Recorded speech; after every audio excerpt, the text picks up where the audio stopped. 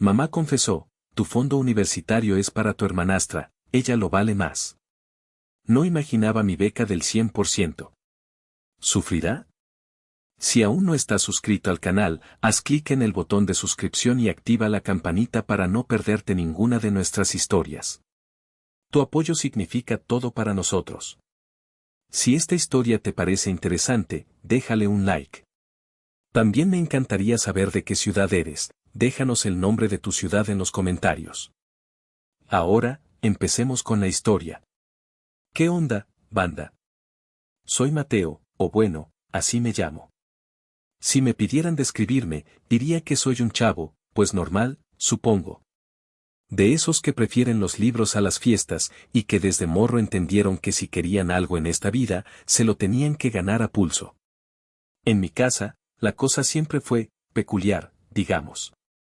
Mi familia, mi jefa, Elena, un amor de persona, de verdad, pero con un corazón tan grande que a veces le cabían más las excusas que las razones, especialmente si esas excusas venían de mi padrastro, Ricardo.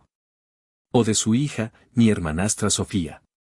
Ricardo era el tipo de hombre que siempre andaba con un proyecto revolucionario entre manos, generalmente involucrando a Sofía, la princesa de la casa, la que nació en cuna de algodón, o al menos eso le hicieron creer. Y luego estaba yo, el hijastro, el que no da problemas, el que seguro sale adelante solo porque es muy listo. Ya saben, el paquete completo. Había un tema casi sagrado en la familia, o al menos yo lo consideraba así, el fondo universitario que mis abuelos paternos, que en paz descansen, me habían dejado. No era la millonada del siglo, pero sí era el ancla de mis sueños, la base para construirme un futuro como ingeniero. Mi madre era la administradora de ese dinero, y yo confiaba ciegamente en ella. Iluso de mí. La primera vez que sentí que el suelo se movía bajo mis pies fue una tarde cualquiera. Sofía, con sus 20 años y cero experiencia en nada que no fuera gastar, había decidido que su nuevo camino al éxito era vender accesorios de moda por internet. Compraba tiliches en el centro, les tomaba fotos con filtros y los revendía al triple. Emprendimiento, le llamaba. Para ese negocio revolucionario, mi madre, con esa suavidad que usaba cuando sabía que estaba pidiendo algo que no debía, se acercó a mí. Mateito, mi amor, empezó, y yo ya sabía que algo se venía. Fíjate que tu hermanita necesita un pequeño empujón para su negocio. Un capital inicial, ya sabes. Y pensaba, ¿no tendrías por ahí unos ahorritos que nos pudieras prestar? Mis ahorros personales. Los que juntaba de mis domingos, de alguna chambita de verano, los que cuidaba como oro para mis libros, mis transportes, cualquier imprevisto de la escuela. La miré y, por primera vez, en lugar de decir sí, mamá, lo que necesites, algo en mí se activó. Una pequeña alarma. Claro, ma, respondí con una calma que ni yo me creía.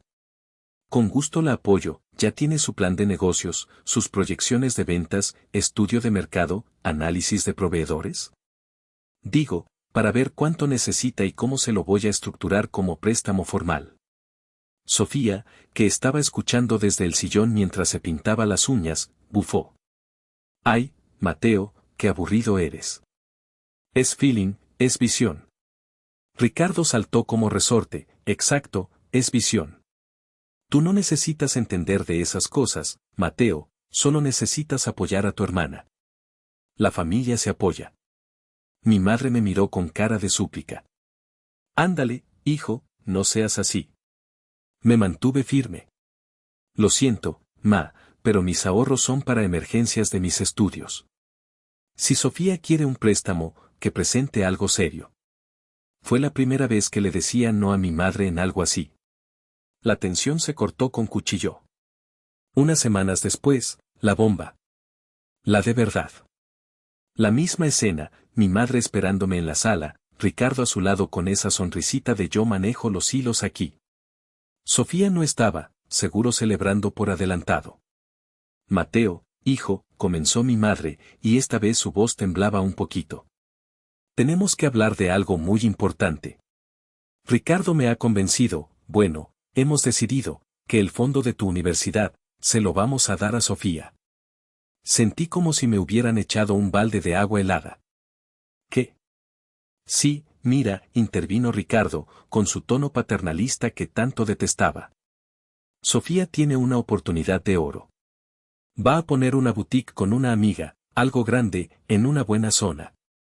Y pues, necesita todo el capital disponible. Tú eres tan brillante, hijo, seguro encontrarás la manera de estudiar. Una beca, un trabajo, algo se te ocurrirá. Ella lo necesita más, para asegurar su futuro. Esa frase. Asegurar su futuro. ¿Y el mío? ¿El mío no importaba? Los miré, tratando de encontrar una pizca de duda, de remordimiento. Nada. Solo la convicción de que estaban haciendo lo correcto. Lo que ellos no sabían, lo que nadie sabía, era que una semana antes me había llegado la carta. Beca completa. Excelencia académica. En la mejor universidad de ingeniería del país. Mi plan había sido darles la noticia ese fin de semana, celebrar juntos. Pero en ese instante, mientras el mundo se me venía encima, una voz fría y calculadora susurró en mi interior: calla. No digas nada. Observa. Que se muestren tal como son. Y así, mi sorpresa anhelada se transformó en un secreto amargo, en un plan de supervivencia. Los días que siguieron a la noticia fueron un infierno silencioso. Un nudo constante en la garganta, una opresión en el pecho que no me dejaba respirar. Mi madre actuaba con una normalidad escalofriante, como si me hubiera dicho que no había pan para el desayuno, no que había hipotecado mi futuro. Y mientras ella tarareaba en la cocina, mi mente se inundaba de recuerdos, de todos esos pequeños y grandes momentos que, vistos en retrospectiva, eran piezas de un rompecabezas que apenas empezaba a armar. Como cuando cumplí 18. Todos mis amigos empezaban a tener sus carcachitas para moverse a la prepa o a los primeros semestres de la universidad. Yo no pedía un Ferrari, solo una ayuda para algo sencillo, funcional. Ricardo, con su labia de vendedor de humo, convenció a mi madre de que era un gasto superfluo. Que camine, Elena, el ejercicio es sano. Además, así valora más las cosas. Lo irónico es que meses después, Sofía, que apenas si sabía estacionarse y no tenía una necesidad real de transporte, apareció con un coche compacto del año, regalo de su papi y con la venia de mi madre. Para sus vueltas importantes. Las vueltas al centro comercial, supongo. Y luego estaba el episodio del campamento académico. Una oportunidad increíble, una semana intensiva con algunos de los mejores profesores del estado, justo antes de mis exámenes de admisión. La cuota no era exorbitante, pero tampoco era calderilla. Justo la semana que había que pagarla, Sofía enfermó. Una enfermedad misteriosa, de esas que te tiran en cama con fiebres inexistentes y dolores que ningún doctor puede diagnosticar. Toda la atención, y por supuesto, los recursos de la casa, se volcaron en la pobre Sofía. Rezábamos por su pronta recuperación. Y vaya que fue pronta, mejoró milagrosamente el lunes siguiente a que venciera el plazo para pagar el campamento. Yo me quedé en tierra, viendo cómo mi oportunidad se desvanecía entre los suspiros de alivio por la recuperación de mi hermanastra. Estas cosas no se olvidan fácil. Se quedan ahí, enquistadas, como espinas. Decidí que no podía cargar con esto solo. Primero fui con mi abuela Carmen, la madre de mi mamá. Ella era mi ancla, la única en esa familia que parecía tener los pies bien puestos sobre la tierra y un detector de mentiras incorporado. Le conté todo, el fondo, la beca secreta, mis miedos. Ay, Mateo de mi vida, me dijo, negando con la cabeza mientras me servía un café de olla bien cargado. Tu madre a veces no ve más allá de sus narices, y ese Ricardo es un encantador de serpientes, un vividor con piel de cordero. Pero tú eres más listo que todos ellos juntos, mi hijito. Guarda tus cartas, como bien dices. No les desarmas. Pero que tampoco te pisoteen, ¿eh? Si necesitas algo, lo que sea, un consejo, un jalón de orejas para tu madre, o hasta un rincón donde guardar tus papeles importantes lejos de miradas curiosas, aquí está tu abuela. Sus palabras me dieron un respiro. Me aconsejó empezar a juntar todos mis documentos importantes, certificados, lo de la beca, y guardarlos en un lugar seguro, fuera de la casa. Más vale prevenir, dijo con una guiñada. Luego busqué a Andrés, mi compa del alma desde la secundaria. Le solté toda la sopa mientras echábamos una cascarita en el parque. No manches, güey, exclamó Andrés, dejando el balón botando. Neta que tu familia se pasa de lanza. Esa Sofía es una fichita y tu padrastro ni se diga. Pero tu jefa, qué huevos. Lo de la beca es tu as bajo la manga, carnal. Es tu boleto dorado para mandarlos al diablo con clase. No digas ni pío. Tú aguanta vara y enfócate en lo tuyo. Andrés, siempre práctico, me ayudó a buscar opciones de dormitorio cerca de la universidad, a calcular un presupuesto mínimo para empezar, por si las cosas se ponían más feas en casa. Mientras yo me preparaba para la tormenta, Ricardo seguía tejiendo su red alrededor de mi madre. Lo escuchaba en la cena, o cuando creían que yo no estaba cerca, llenarle la cabeza de ideas sobre el potencial empresarial de Sofía. Elena, es que no lo ves, esta niña tiene estrella. Nació para los negocios. Mateo es diferente, él es más académico. Siempre tendrá un trabajo seguro en alguna oficina, no necesita tanto impulso inicial como Sofía. Ella es un diamante en bruto, hay que pulirla. Y mi madre, mi madre se tragaba cada palabra como si fuera un evangelio. Y Sofía, bueno, Sofía ya se sentía millonaria. Empezó a gastar a cuenta del préstamo que aún no recibía pero que ya daba por hecho.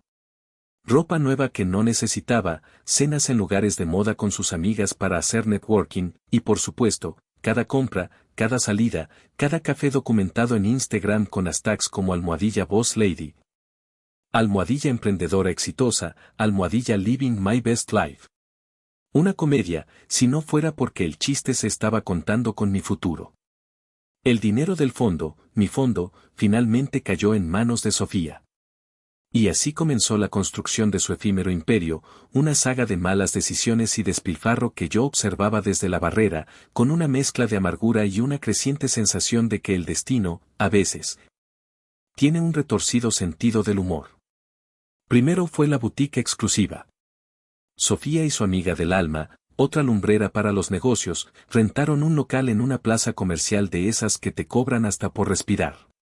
La decoración, por supuesto, tenía que ser instagrameable, así que se gastaron una buena lana en muebles de diseñador y luces de neón con frases motivacionales vacías. ¿La mercancía? Ropa de origen dudoso comprada a proveedores inflados, con etiquetas que prometían calidad europea pero que al tacto se sentían como trapo de cocina. Pasaban más tiempo tomándose selfies en el probador Esthetic que atendiendo a los escasos clientes que se atrevían a entrar. No habían pasado ni 2 meses cuando la amiga, viendo que aquello era un hoyo negro financiero, decidió abandonar el barco.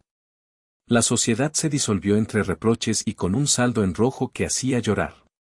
Pero Ricardo, mi ilustre padrastro, no se daba por vencido. Es el costo de aprender, Elena. Los grandes empresarios tienen fracasos al principio. Esto solo la hará más fuerte. Y convenció a Sofía, y por ende a mi madre, de invertir lo que quedaba del fondo en el nuevo Eldorado del siglo XXI, las criptomonedas. Siguiendo los consejos de un gurú de YouTube con miles de seguidores y 0 credenciales, metieron el resto del dinero en una de esas monedas digitales con nombre de perrito que, según el experto, iba a explotar y llevarnos a la luna. Y sí, explotó, pero en sus caras. Perdieron casi todo en cuestión de semanas. El silencio en la casa después de eso era más pesado que una losa de concreto. Mientras tanto, yo seguía con mi plan, el Mateo estratega y silencioso. Aseguré mi inscripción en la universidad, llené todos los formularios, contacté por correo a un par de chavos que buscaban compañero de cuarto en los dormitorios estudiantiles. Hice mi lista de libros y materiales para el primer semestre. La abuela Carmen, con su discreción habitual, me pasaba de vez en cuando un billetito. Para tus chicles, mijito, me decía con un guiño, pero ambas sabíamos que ese dinero era para ayudarme a instalarme, para mis primeros gastos lejos de casa. Cada peso era un ladrillo más en mi muralla de independencia. Claro que no todo era planeación secreta. Había pequeñas victorias morales, momentos en los que no podía evitar soltar una indirecta, solo para ver sus reacciones. Como aquella vez, en una comida familiar dominical, cuando mi tía Lupe, la hermana de mi madre, empezó con su cantaleta: «Ay, Mateo, qué calladito estás. Deberías estar orgulloso de tu hermana, tan emprendedora ella, ¿no se te antoja aprenderle algo, ayudarla en sus negocios?». Todos en la mesa se quedaron expectantes. Sonreí con la mayor inocencia que pude fingir. «Claro que sí, tía. De hecho, estoy trabajando en mi tesis. Se titula Modelos predictivos de fracaso en pequeñas y medianas empresas debido a una gestión deficiente y optimismo irrealista. En cuanto la termine, con gusto le doy a Sofía algunos consejos prácticos». Se hizo un silencio de esos que se pueden cortar con un cuchillo. Mi tía Lupe se atragantó con el mole. Sofía me miró como si le hubiera mentado a la madre. Ricardo me echó una mirada que, si las miradas mataran, yo estaría 3 metros bajo tierra. Mi madre solo suspiró y cambió de tema rápidamente. Pero yo había disfrutado mi pequeño momento. Elena, mi pobre madre, seguía atrapada en su ceguera selectiva. Veía los desastres de Sofía, claro que los veía. La boutique cerrada, el dinero de las criptos evaporado. Pero Ricardo siempre tenía un bálsamo, una excusa perfecta. «Es que el mercado está muy competido, Elena. La gente es muy envidiosa y le echó mala vibra al negocio.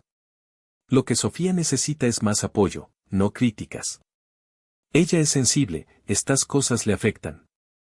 Y mi madre, queriendo creer, o quizás necesitando creer para no enfrentar la magnitud de su error, asentía y le daba a Sofía un abrazo de consuelo, mientras yo apretaba los puños bajo la mesa. La cuenta regresiva para mi partida seguía su curso, y cada día que pasaba, sentía que me acercaba más a la línea de meta, y ellos, al borde del precipicio que ellos mismos habían cavado.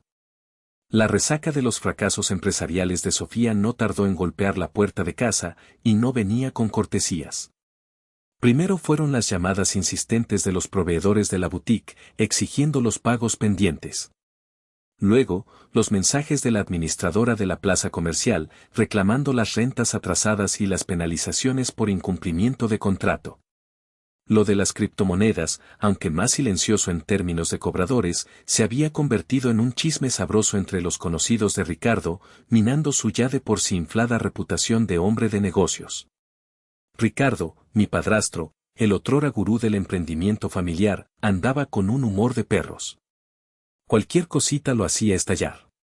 Los gritos ahogados tras la puerta de su habitación con mi madre se volvieron la banda sonora de nuestras noches. La tensión en la casa era como una olla expresa a punto de reventar, se sentía en el aire, en las miradas esquivas, en los silencios cargados de reproches no dichos. Y como si el ambiente no estuviera ya lo suficientemente caldeado, mis queridos tíos, Lupe y Beto, decidieron que era su momento de brillar. Empezaron a visitar con una frecuencia inusitada, no para ofrecer una ayuda real, claro que no, sino para fungir como el coro griego de esta tragedia. Soltando consejos envenenados y esparciendo su particular visión de la moral familiar. «Ay, Elena, hermanita», comenzaba tía Lupe, con su tono de falsa preocupación, mientras le daba un sorbo a su café. «Es que yo no entiendo a Mateo. Tan inteligente que dicen que es, y ya pronto a graduarse, ¿no? Debería estar arrimando el hombro, ¿no crees? Un muchacho tan capaz podría conseguir un buen trabajo y ayudar a Sofía a levantarse de este bache. La familia es primero». El tío Beto, siempre el eco de su esposa, asentía con la cabeza.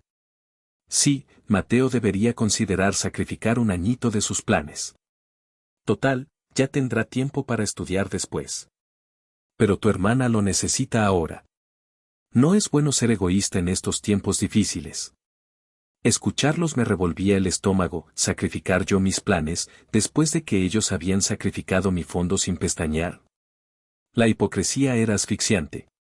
Lo peor era que mi madre, en su desesperación, parecía empezar a considerar esas ideas. Sus miradas hacia mí se volvieron más suplicantes, más cargadas de una expectativa que yo no estaba dispuesto a cumplir. Un día, me abordó en el pasillo, con los ojos enrojecidos y la voz temblorosa. «Mateo, hijo, por favor. Tu hermana está destrozada». Ricardo está pensando seriamente en hipotecar la casa para pagar las deudas. Sabía que era una mentira, un chantaje emocional burdo. La casa era de mi madre, herencia de mis abuelos maternos, y Ricardo no tenía ni voz ni voto legal sobre ella, aunque sí mucha influencia sobre la dueña. ¿No podrías hablar con tu abuela Carmen? Ella te quiere tanto. Quizás ella podría prestarnos algo, solo hasta que Sofía se recupere. La miré fijamente. Mamá, la abuela ya me apoya con lo que buenamente puede para mis estudios, y lo sabes. Y yo estoy a 2 semanas de mis exámenes finales, necesito concentrarme. Los problemas financieros de Sofía los crearon ustedes dos, al darle un dinero que no era para ella y al no supervisar con seriedad ninguno de sus supuestos negocios. Yo no voy a pedirle a mi abuela que pague por sus errores. Mi voz sonó más dura de lo que pretendía, pero la paciencia se me estaba agotando. Ella se echó a llorar.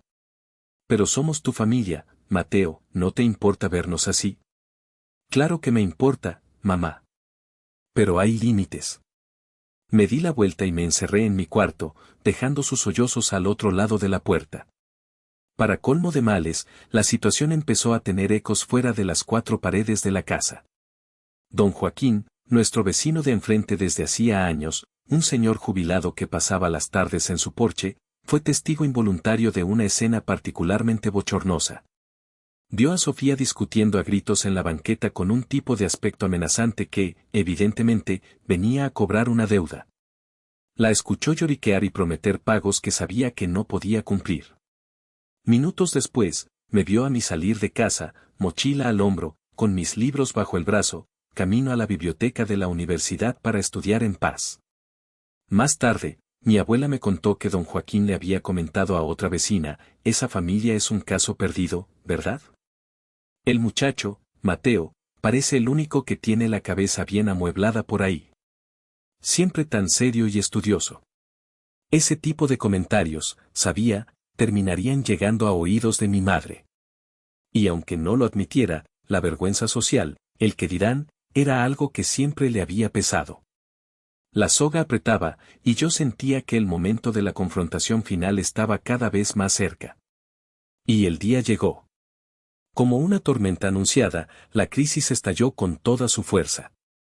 Sofía tocó fondo.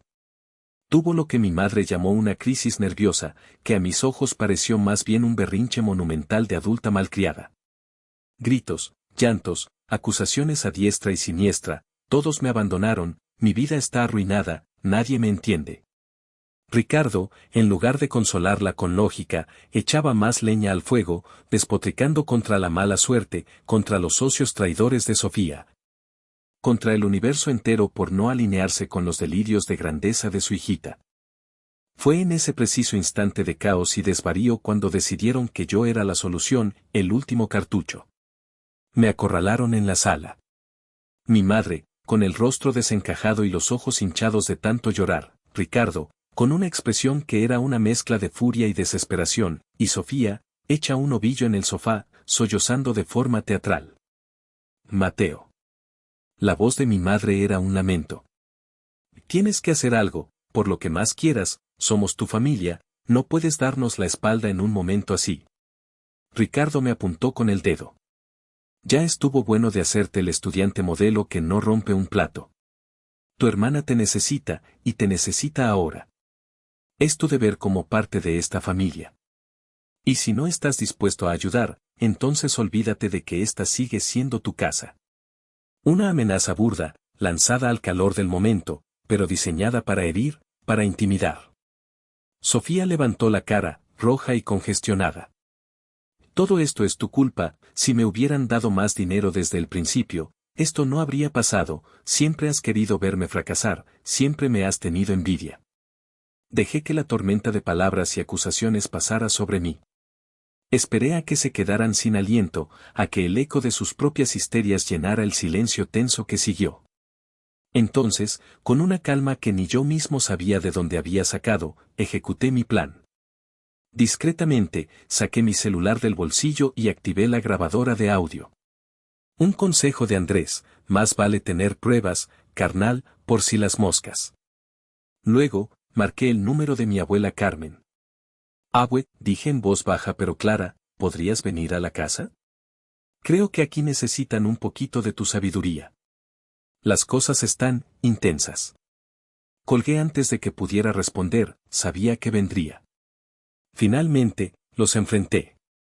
Entiendo que estén desesperados, comencé, mi voz sorprendentemente firme. Y de verdad lamento que las decisiones que tomaron, y que apoyaron, los hayan traído a este punto tan crítico. Hice una pausa dramática, dejando que mis palabras flotaran en el aire viciado. Mamá, Ricardo, Sofía.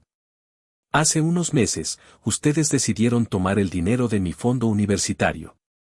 Argumentaron que Sofía lo necesitaba más, y que yo, con mi inteligencia, seguro encontraría la manera de salir adelante. Busqué en mi mochila y saqué el sobre con el membrete de la universidad. Extraje la carta de aceptación de la beca, mi horario de clases del primer semestre, el comprobante de inscripción a los dormitorios. Los puse sobre la mesita de centro, a la vista de todos. Pues bien, continué, mi voz cobrando fuerza. Aquí está la manera que encontré. Beca completa por excelencia académica en una de las mejores universidades de ingeniería del país. Cubre colegiatura, manutención, materiales y hasta un apoyo para los dormitorios.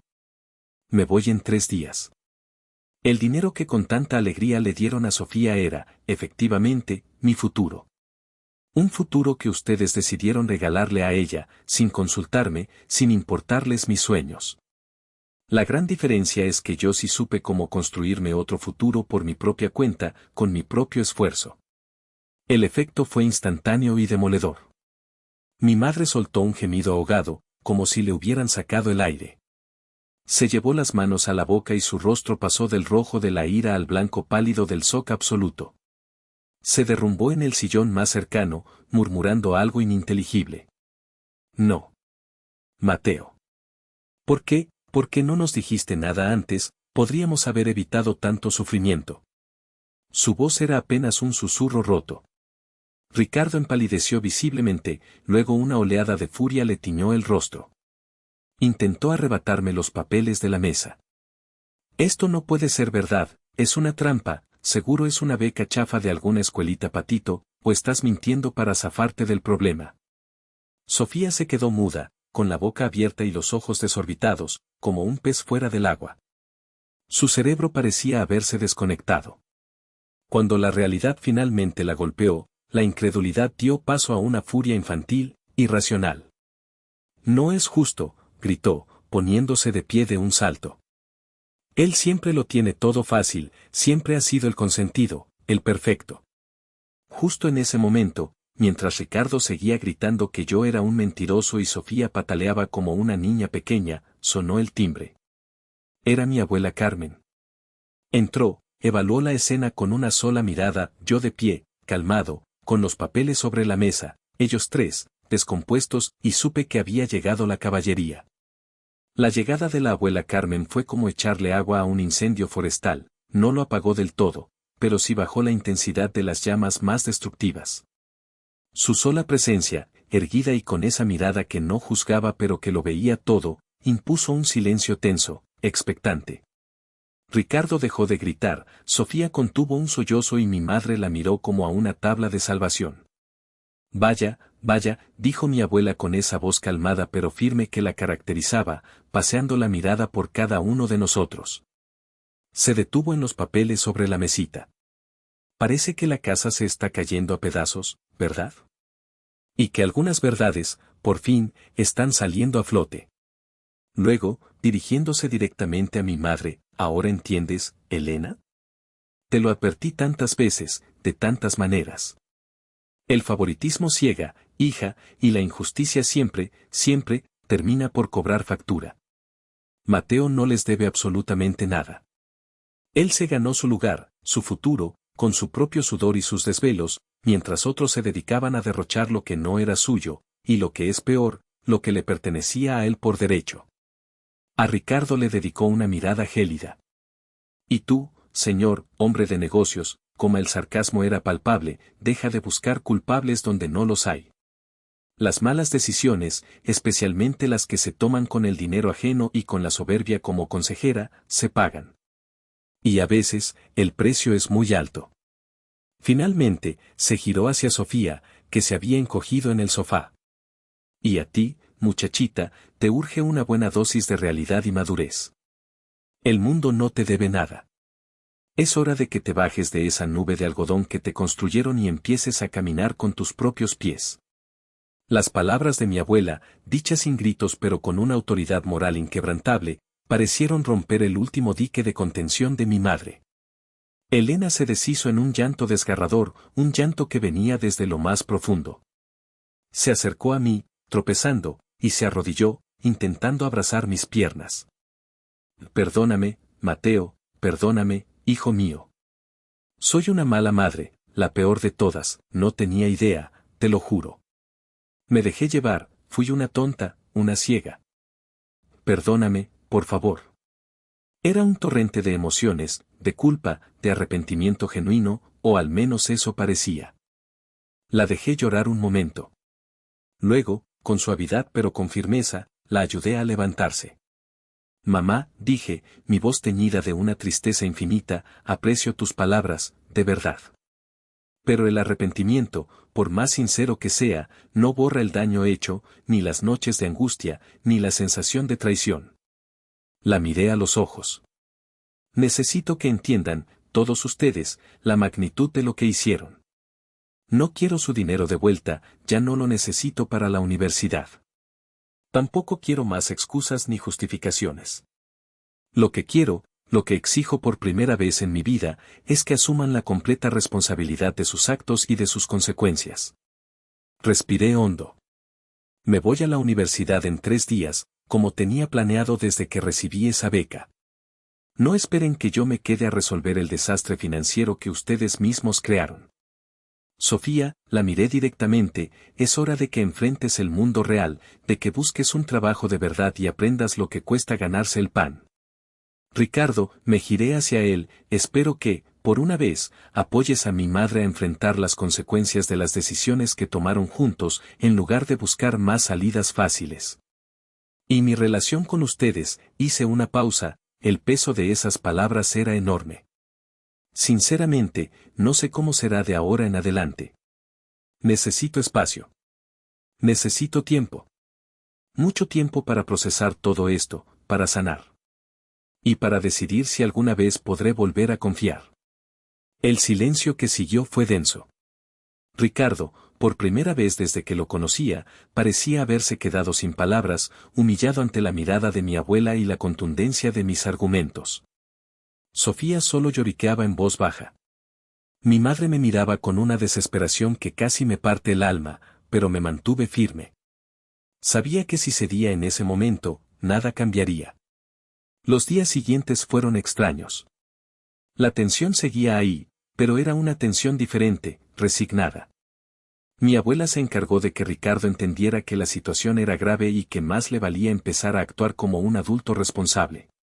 Bajo esa presión, y quizás por la vergüenza pública que se avecinaba si los chismes de sus deudas crecían, le exigió a Sofía que se pusiera a buscar trabajo de inmediato.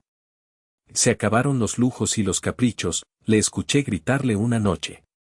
La dinámica de poder entre él y mi madre también empezó a cambiar. Ella, con los ojos finalmente abiertos, comenzó a ver las múltiples manipulaciones de las que había sido objeto. Cuando llegó el día de mi partida, mi madre intentó darme un sobre con algo de dinero. Es para tus gastos, hijo. Para que no te falte nada. Lo rechacé con amabilidad. Gracias, mamá, pero estoy bien. La beca cubre todo. El abrazo de despedida fue tenso, cargado de todo lo no dicho, de años de heridas. A mi abuela le di el abrazo más largo y sincero de mi vida, lleno de gratitud. A Ricardo y a Sofía, una mirada de despedida que, esperaba, entendieran como el final de una era. Y el comienzo de la mía. Los primeros meses en la universidad fueron como despertar de una pesadilla larga y oscura. Me sumergí de lleno en mis estudios de ingeniería, un mundo fascinante de números, estructuras y posibilidades infinitas. Hice nuevos amigos, chavos y chavas de todas partes del país, todos con sus propios sueños y con una ética de trabajo que me inspiraba. Por primera vez en mucho tiempo, me sentía ligero, libre, dueño absoluto de mi destino y de mis decisiones. La opresión constante que había sentido en casa se disipó como la niebla matutina. Mi abuela Carmen era mi principal fuente de noticias del frente doméstico, como ella lo llamaba con su característico humor negro. Me contaba que Sofía, después de muchas quejas y berrinches, había conseguido un trabajo de medio tiempo como dependiente en una tienda de ropa en un centro comercial. Odiaba cada minuto, según la abuela, y se quejaba constantemente de tener que doblar trapos para gente naca, pero al menos estaba aprendiendo lo que era ganarse un sueldo. Ricardo andaba más callado, más retraído. El golpe a su ego y a su cartera había sido considerable, y la economía familiar, sin el colchón de mi fondo universitario y con las deudas de Sofía aún coleando, estaba bastante apretada. Mi madre me llamaba con frecuencia, casi a diario al principio. Sus conversaciones eran diferentes, notablemente diferentes. Ya no había exigencias veladas ni comparaciones odiosas. En su lugar, había un interés genuino, casi desesperado, por saber cómo estaba, cómo me iba en las clases, si necesitaba algo. A menudo, entre frases, se colaban disculpas, lamentos, admisiones de sus errores. Cada día que pasa, Mateo, me dijo en una de esas llamadas, con la voz quebrada, me doy cuenta de lo terriblemente injusta que fui contigo. Pensé que hacía lo correcto por Sofía, que la estaba ayudando, pero solo te lastimé a ti, que siempre has sido tan bueno, tan responsable, mi hijo. Espero que algún día, de verdad, puedas perdonarme. Y aquí es donde entra el gran pero de esta historia, esa palabra que lo complica todo. Sí, mi madre se arrepiente, y su arrepentimiento parece sincero, profundo. Sí, Sofía está, a regañadientes, probando una cucharada de realidad. Pero la confianza, amigos, una vez que se rompe de una manera tan fundamental, es como un jarrón de porcelana fina que se cae y se hace añicos. Puedes recoger los pedazos, pegarlos con el mayor cuidado del mundo, pero las grietas, las cicatrices, siempre van a estar ahí, recordándote que alguna vez estuvo roto. Pero, cada vez que mi madre me dice te quiero, hijo, una parte de mí, una parte herida y desconfiada, no puede evitar preguntarse si esas palabras nacen del amor puro o si están teñidas por la culpa. Por el miedo a haberme perdido para siempre. Pero, cada logro académico mío, cada pequeño éxito en la universidad, sé que es, para ella, un recordatorio silencioso y doloroso de lo que casi me arrebata, de la fe que no me tuvo. Pero, aunque el tiempo pase y las heridas superficiales cierren, la relación con mi familia, especialmente con mi madre, nunca volverá a ser la misma. El perdón es un proceso, uno largo y complicado, no es un interruptor que se enciende y apaga. Dicen por ahí que madre solo hay una, y es una verdad como un templo. La mía se equivocó garrafalmente, y aunque su arrepentimiento me conmueve a ratos, el camino para sanar esa herida, para reconstruir algo sobre esos escombros, está lleno de estos peros que les cuento. ¿Se puede perdonar de verdad una traición así, una que viene del lugar donde se supone que debes encontrar amor incondicional? ¿Se puede reconstruir la confianza desde cero? ¿Ustedes qué harían en mi lugar? ¿Creen que el lazo familiar, por más fuerte que sea, lo aguanta todo, o hay límites que, una vez cruzados, marcan un punto de no retorno? Los estaré leyendo en los comentarios. A ver qué me dicen.